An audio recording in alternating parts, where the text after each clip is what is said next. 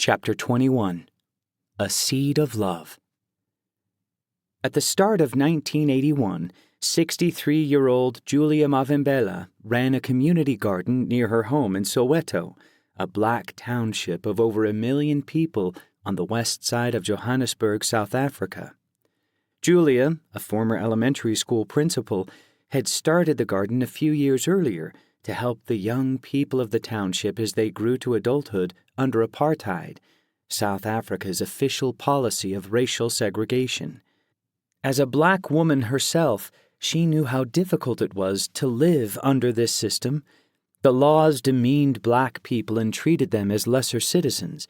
For decades, the government had forced every black South African to carry an identification booklet stating where the person could and could not go. If black individuals were discovered in white neighborhoods at the wrong time of day, they could be beaten, arrested, or even killed. When Julia was younger, she had been forced to move from her multiracial neighborhood in Johannesburg to a house in segregated Soweto. Now, as she watched young people struggle against these injustices, she worried about the bitterness growing in their hearts.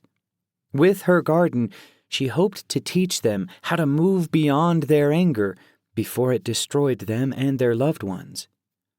"Look," she would say, "this soil is solid and hard, but if we push a spade or a fork, we will crack it and come out with lumps.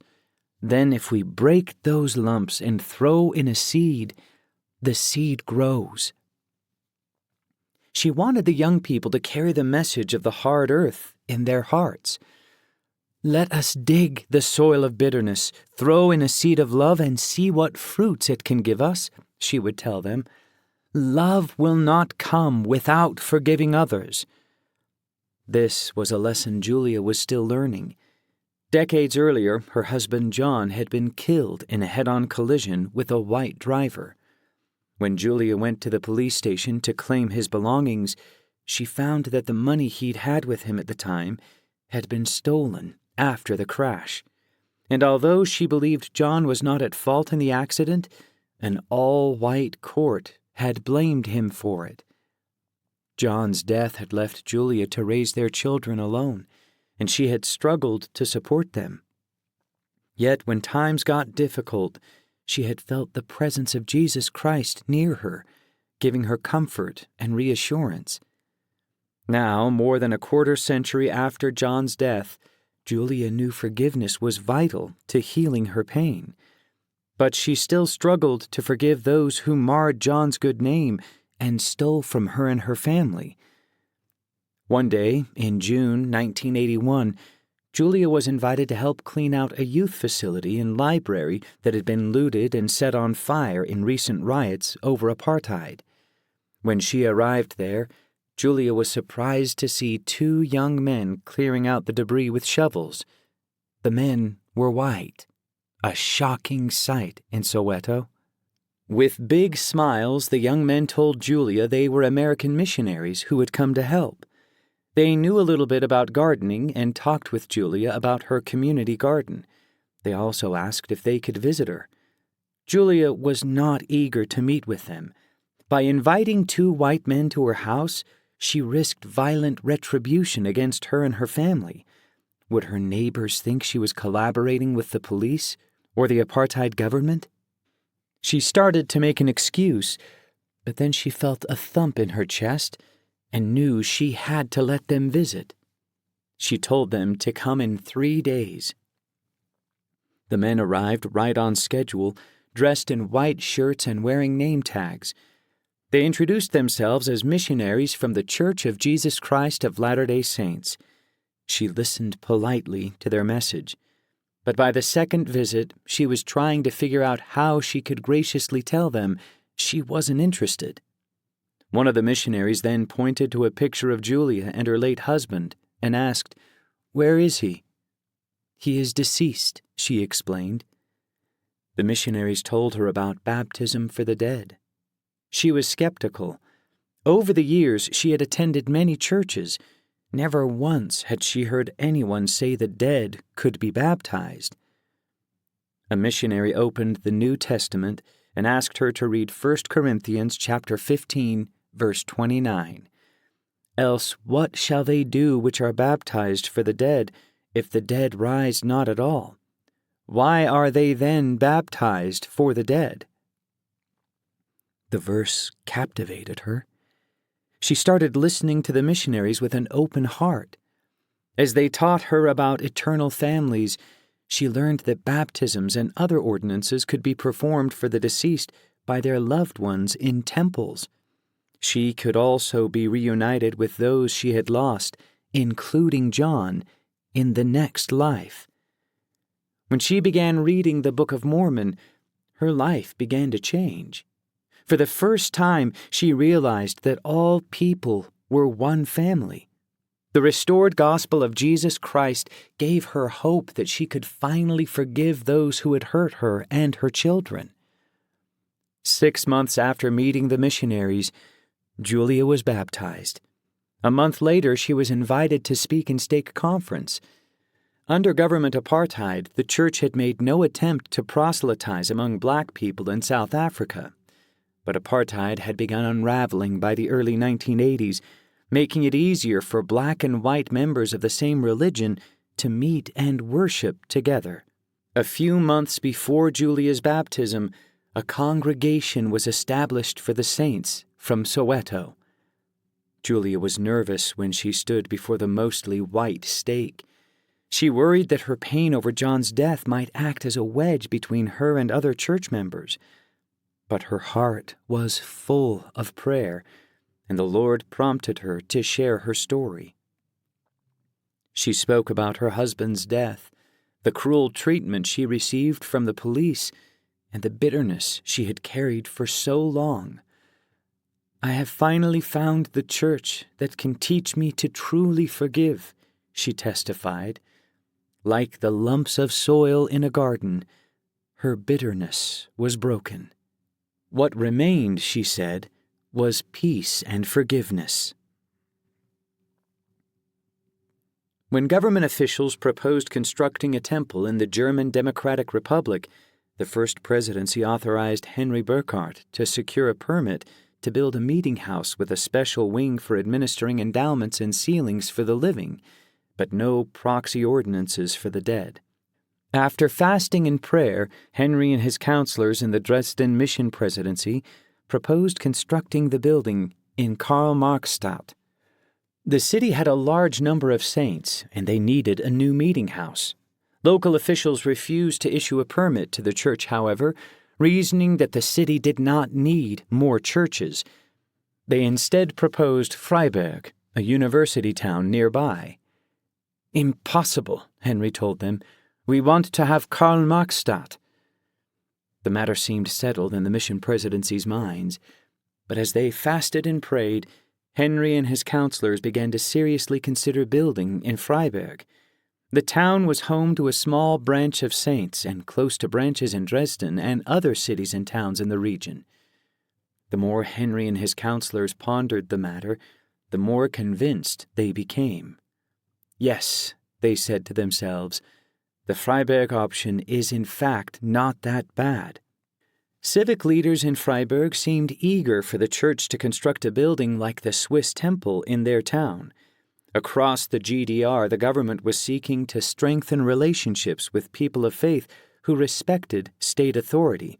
The GDR now officially recognized some religions and sought to rebuild historic churches that had been damaged during World War II.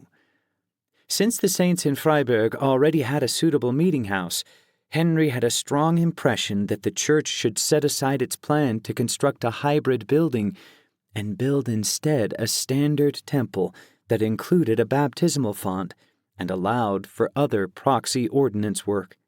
He proposed the idea to church leaders in Salt Lake City and received approval to obtain a site for a fully functioning house of the Lord in Freiburg. Henry then brought the plan to a Freiburg town meeting alongside Frank Appel, the mission executive secretary and a Freiburg native. The council offered the church 2 possible building sites.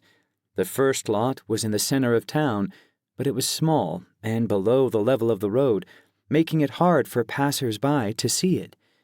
The other site was an undeveloped field on a hill northwest of town. There were no public transportation stops nearby, but the site itself was highly visible to the surrounding area. Once Henry and Frank saw the second site, they knew they had found the right place for the temple. On February 27, 1982, Elder Thomas S. Monson visited the GDR to check on the East German saints and speak with Henry about the new temple site. It had been nearly 14 years since Henry and his wife Inga had first met the apostle, and they shared a cherished friendship. Elder Monson presented Inga with a decorative plate and a new skirt from his wife Frances. He also surprised Tobias, the Burkhart's 14-year-old son, with a pocket calculator, a rare commodity in the GDR. The next day, Henry took Elder Monson to the site. Although he understood why the church could not build the temple in Karl-Marx-Stadt, Elder Monson had questions about the Freiburg location. "Have you thoroughly considered this choice?" he asked Henry. "Is this really the right place? How will the people come here without adequate public transportation?" Henry answered Elder Monson's questions as best he could. He then affirmed that he and his counselors strongly supported building a temple there. They had fasted and prayed about the site, he said, and they felt it was where the Lord wanted his house in the GDR. Elder Monson needed no more convincing. The church purchased the land and submitted revised architectural drawings to the East German government. On March 31, 1982, David Galbraith sat quietly in an office in Jerusalem as Amnon Neve, the city's chief engineer, examined a large hand-colored map of the Mount of Olives.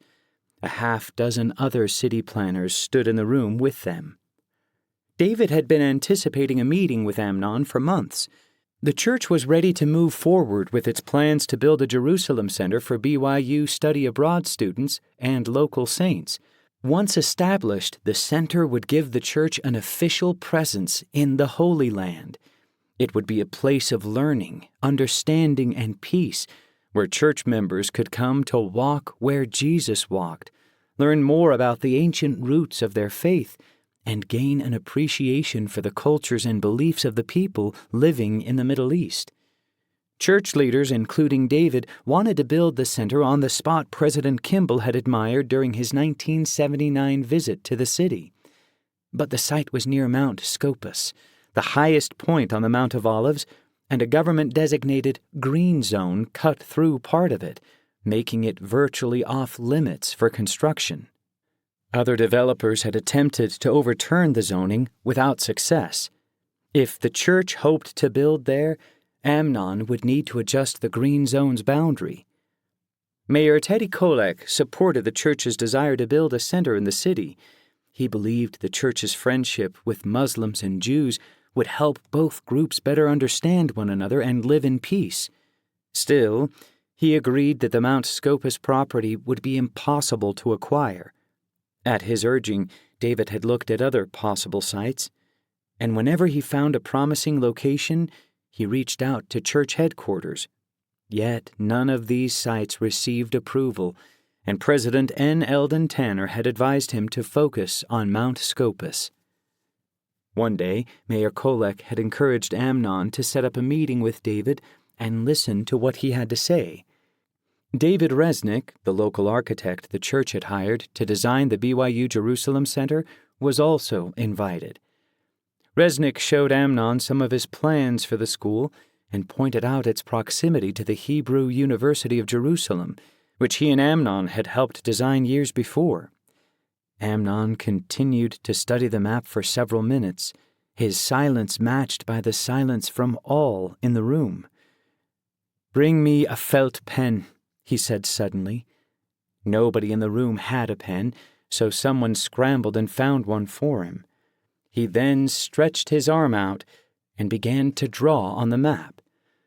With everyone watching, he modified the green zone, drawing a red line around the exact spot where the church wanted to build the Jerusalem Center. "This is the building line," he proclaimed. He grabbed an official rubber stamp, pounded it down on the map, and signed his name. "That's it," he pronounced.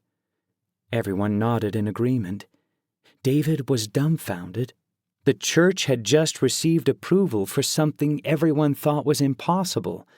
He couldn't wait to call church headquarters and tell them about the miracle. A few months later, in July 1982, Olga Kovařová and a small group of saints traveled by car to a reservoir near Brno, Czechoslovakia, for her baptism. Since her first sacrament meeting at Otakar Wojciechowska's home, Olga had grown to admire the faith of the older Czechoslovak saints. She felt uplifted by their discussions during Sunday school and comfortable sharing her own thoughts. In the months leading up to her baptism, Olga had received the missionary lessons from Jaromír Holzman, a member of the Brno branch presidency. The first few lessons had been difficult and uncomfortable because the religious words sounded so foreign to her. The plan of salvation seemed like a fairy tale, and Olga wrestled with questions she had about Heavenly Father. She also worried about the problems that would come after baptism. The church had begun growing in Central and Eastern Europe after 1975, when Henry Burkhardt and his counselors in the Dresden Mission Presidency appointed a man named Jiří Snedefleur to preside over the saints in Czechoslovakia. But the church was still little known and little understood in the country. Even as her mind was telling her to forget about Christ's gospel, though, her heart told her it was the truth. Olga fasted the entire day of her baptism. When the time came, she rode to the reservoir with Otakar and Gad Wojciechowska and Jaromír and his wife Maria.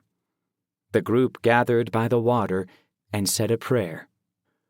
But before they could proceed with the ordinance, they were startled by the sound of several fishermen walking along the bank. The men drew closer and settled near the place where Olga was to be baptized. "The water's edge is pretty steep at most places here," Otakar said. "This is the only place we know of that has a gradual and safe descent into the water." With no other choice, Olga and her friends waited. 10 minutes passed, then 20. Still, the fishermen showed no signs of leaving. Olga leaned her head against a tree trunk. "Maybe I am not prepared enough," she thought. "Or my testimony isn't strong enough, or I haven't fully repented." She was about to kneel in prayer when Jaromír took her by the arm and walked her back to the other saints. "I think we need to pray again to make it possible for Olga to be baptized today," he said. The group knelt together as Jaromír pleaded with God on Olga's behalf. She could hear the emotion in his voice. When the prayer ended, a few minutes passed, and then the fishermen stood up suddenly and left. The water was still and quiet as Jaromír led Olga in by the hand and spoke the baptismal prayer. When she heard her name, Olga felt that a chapter in her life was ending. Everything was about to change now that she had decided to follow Christ and his restored gospel. Complete joy swept over her, and she knew her baptism was being recorded in heaven. The small group was soon on their way back to Brno in Jaromír's car. As they rode, they listened to a cassette tape of the Tabernacle Choir. Olga felt like she was hearing angels, and she marveled when Jaromír told her that the singers were all members of the church. She wondered what life must be like for saints who lived in a country with religious freedom and a living prophet. After arriving in Brno, the saints gathered in Jaromír's house. Jaromír, Otakar, and other priesthood holders placed their hands on Olga's head. As they confirmed her a member of the church, she felt the Holy Ghost envelop her. In that moment, she knew she was a daughter of God. In the blessing, Jaromír declared that through Olga, many young people would join the church and be taught the gospel in a way they could understand. The words surprised her. It seemed impossible for the time being that she could share the gospel openly. Even so, she kept those words in her heart and longed for a day when they would come true. On November 27, 1982, the skies over Johannesburg, South Africa were overcast as 850 people gathered for the groundbreaking of the first House of the Lord on the African continent. Julia Mavimbela had come to the ceremony with 10 families from Soweto, the black township on the west side of the city. From the moment Julia learned about temples, she had wanted to have ordinance work done for her late husband and parents. She was determined to take part in every important event in the temple's construction. Presiding at the ceremony was Elder Marvin J. Ashton of the Quorum of the 12 Apostles. In his concluding remarks, he spoke of the spiritual excitement he sensed from the South African saints.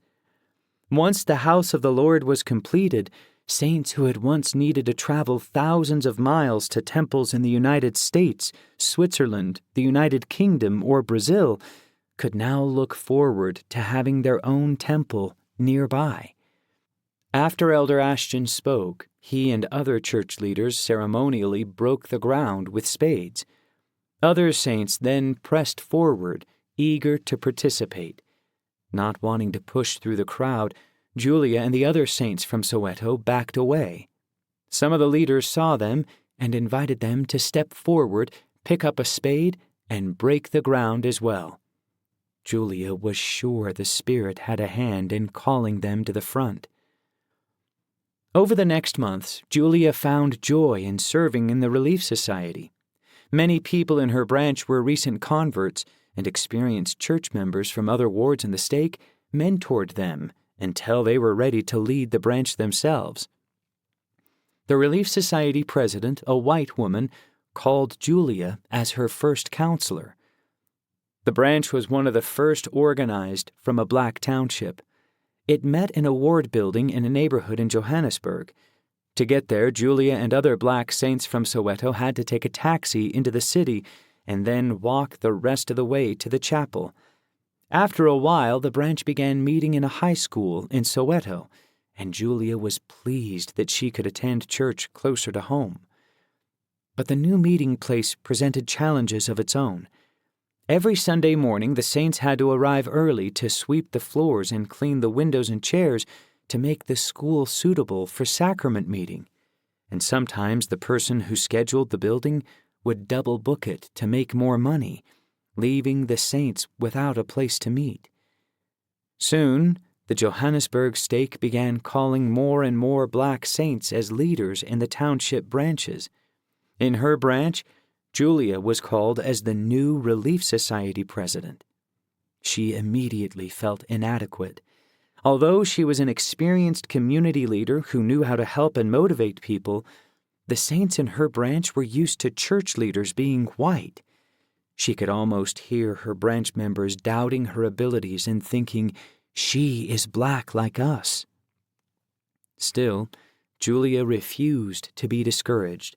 She knew what she was capable of accomplishing, and she knew the Lord would be with her.